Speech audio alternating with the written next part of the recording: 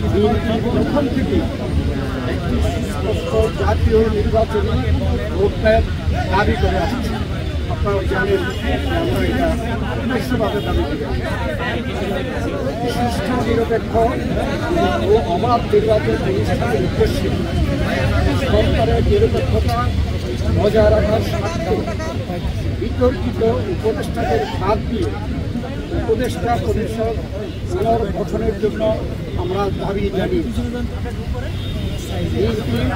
প্রতিটি নেতা কর্মী ব্যক্তিগতভাবে রাজনৈতিকভাবে পারিবারিকভাবে সবচেয়ে বেশি ক্ষতিগ্রস্ত হয়েছে আওয়ামী লীগের আমলে, এবং সেই জন্য আওয়ামী লীগের বিচার সবচাইতে বেশি দাবি করে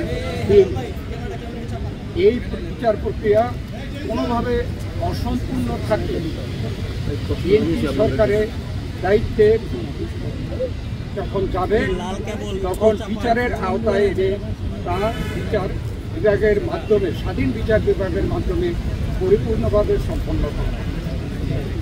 নির্বাচন সংশ্লিষ্ট সংস্কার কার্যক্রম অবিলম্বে সম্পন্ন করে ডিসেম্বরের মধ্যে জাতীয় সংসদ নির্বাচন অনুষ্ঠানের জন্য দ্রুত একটি রোডম্যাপ প্রদানের দাবি আমরা জানিয়েছি। বাংলাদেশের মানুষ বিশ্বাস করে যে অন্তর্বর্তীকালীন সরকারের মূল দায়িত্ব হচ্ছে একটি সুষ্ঠু নিরপেক্ষ নির্বাচনের মাধ্যমে বাংলাদেশকে গণতন্ত্রে উত্তরণের প্রক্রিয়া দ্রুত সম্পন্ন করা হবে। যে কোনো উচিলায় নির্বাচন যত বিলম্ব করা হবে আমরা মনে করি জাতির কাছে আবার স্বৈরাচার পুনরায় ফিরে আসার ক্ষেত্র প্রস্তুত হবে। এর দায় দায়িত্ব বর্তমান সরকার ও তাদের সাথে সংশ্লিষ্টদের উপরে বর্তাবে। বিএনপি সম্প্রতি যে নানা ধরনের সুযোগ আছে সেই প্রেক্ষিতে আমরা বিএনপির পক্ষ থেকে বলেছি বিএনপি কখনই প্রধান উপদেষ্টার পদক্ষেপ চায়নি, বরঞ্চ প্রথম দিন থেকে এই সরকারকে সর্বাত্মক সহযোগিতা করে আসছে। আমাদের যে আলোচনা তার সারাংশ ছিল এতটুকু। আপনাদের সকলকে ধন্যবাদ।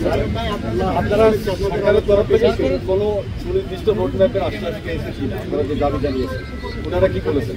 সেটা পরে আমাদের যে আলোচনার মধ্যে আসছে সংস্কার, বিচার এবং নির্বাচন মূল।